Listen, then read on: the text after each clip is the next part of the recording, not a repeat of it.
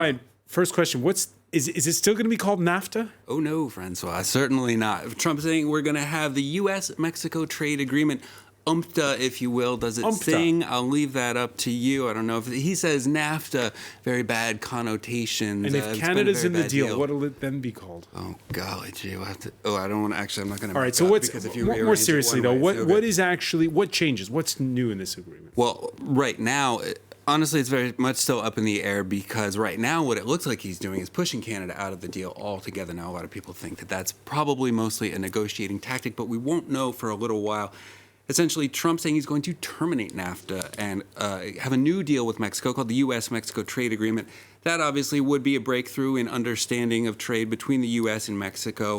We're still waiting for details. Now, NAFTA, of course, much maligned by Trump. A lot of hard feelings between the U.S. and Mexico as this negotiation has been ongoing. Border walls, animals streaming across our border. A lot of hard feelings. But one of the big sticking points for Trump in NAFTA was U.S. auto parts, or rather, auto parts made elsewhere that were going into cars for the U.S. market. Now, Trump wanted to raise the U.S. auto part content for cars coming to the U.S. market. It looks like, obviously, there's preliminary details, but it looks like that's going up from 62% was a previous requirement. It looks like we might see 75%.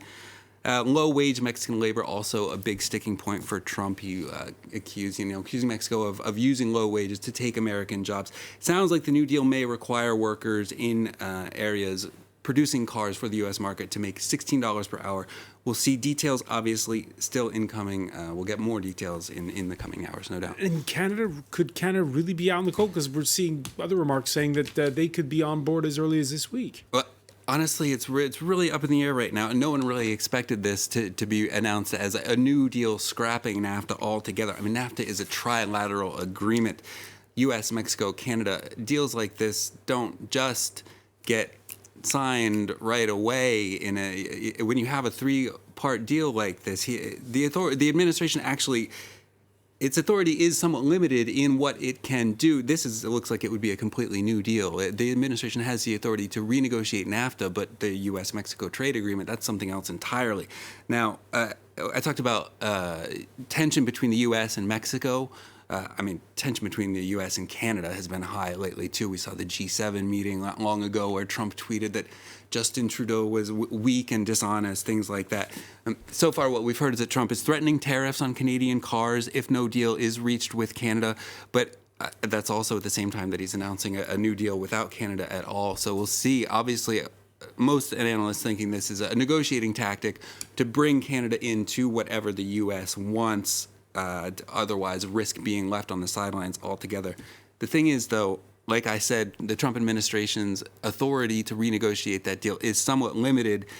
There's a 180-day negotiating period that would have to come in for a new deal.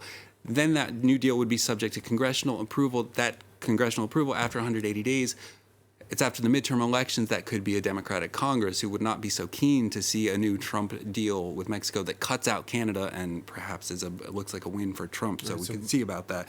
Now, Robert Lighthizer is the U.S. Trade Representative. He says they're trying to get the deal done by November. That would be in order to get it in before the new Congress. We have to see about that. All right, we shall see indeed. Many thanks for that. Brian Quinn will be back.